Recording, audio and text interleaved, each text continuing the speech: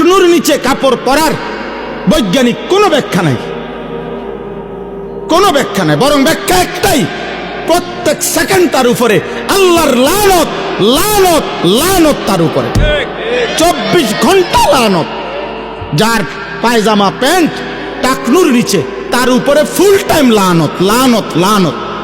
আল্লাহর নবীজি বলছে,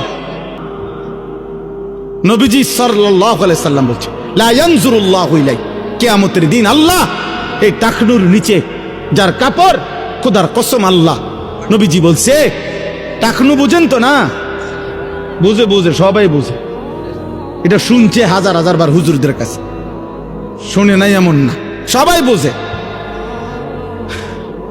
আল্লাহ নবী সাল্লাল্লাহু আলাইহি সাল্লাম বলছেন, কিয়ামতের দিন আল্লাহ তাআলা ওই ব্যক্তির দিকে তাকাবেন না, লা ইয়ানজুরুল্লাহু ইলাইহি। আহা, কি ভয়ঙ্কর কথা!